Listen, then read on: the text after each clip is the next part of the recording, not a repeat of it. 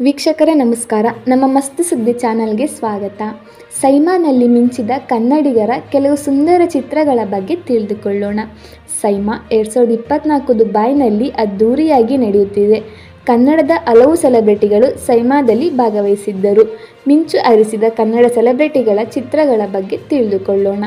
ಸೈಮಾ 2024 ದುಬೈನಲ್ಲಿ ಅದ್ದೂರಿಯಾಗಿ ನಡೆಯುತ್ತಿದೆ.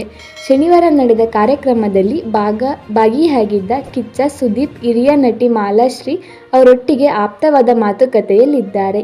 ನಟ ಶಿವರಾಜ್ ಕುಮಾರ್ ಅವರು ಚಿತ್ರರಂಗಕ್ಕೆ ಸಲ್ಲಿಸಿರುವ ಅರ್ಧ ಶತಮಾನದ ಸೇವೆಯನ್ನು ಪರಿಗಣಿಸಿ ಅವರಿಗೆ ವಿಶೇಷ ಪ್ರಶಸ್ತಿಯನ್ನು ಸೈಮಾ ನೀಡಿದೆ. ನಟಿ ಶ್ರೇಯಾ ಹಾಗೂ ಮನೋಜ್ ಅವರು ಪ್ರಶಸ್ತಿ ನೀಡಿದ್ದಾರೆ. ಕನ್ನಡದ ನಟ ದುನಿಯಾ ವಿಜಯ್ ಈ ಬಾರಿ ಸೈಮಾ ಗೆದ್ದಿದ್ದು ತೆಲುಗು ಸಿನಿಮಾಕ್ಕಾಗಿ. ತೆಲುಗಿನ ಭಗವಂತ ಕೇಸರಿ ಸಿನಿಮಾದ ವಿಲನ್ ಪಾತ್ರಕ್ಕೆ ದುನಿಯಾ ವಿಜಯ್ಗೆ ಅತ್ಯುತ್ತಮ ವಿಲನ್ ಪ್ರಶಸ್ತಿ ಬಂದಿದೆ. ನಟಿ ರುಕ್ಮಿಣಿ ವಸಂತ್ ಸಪ್ತಸಾಗರದಾಚೆ ಎಲ್ಲೋ ಸಿನಿಮಾಕ್ಕೆ ಅತ್ಯುತ್ತಮ ನಟಿ ಪ್ರಶಸ್ತಿ ಸ್ವೀಕಾರ ಮಾಡಿದರು. ಇದು ಅವರ ಮೊದಲ ಸೈಮಾ ಪ್ರಶಸ್ತಿ ಆಗಿದೆ. ಸಪ್ತಸಾಗರದಾಚೆ ಎಲ್ಲೋ ಸಿನಿಮಾ ಹಲವು ಪ್ರಶಸ್ತಿ ಗೆದ್ದಿತ್ತು. ನಟಿ ರಿಷಿ ಹಾಗೂ ಶುಭ್ರ ಅಯ್ಯಪ್ಪ ಅವರು ಅಚ್ಚುಕಟ್ಟಾಗಿ ತಮಾಷೆಭರಿತವಾಗಿ ಸೈಮಾ 2024 ಅವಾರ್ಡ್ ಶೋನ ನಡೆಸಿಕೊಟ್ಟರು. ಕನ್ನಡ ಪ್ರಶಸ್ತಿ ವಿತರಣೆಗೆ ಇವರು ನಿರೂಪಕರಾಗಿದ್ದರು.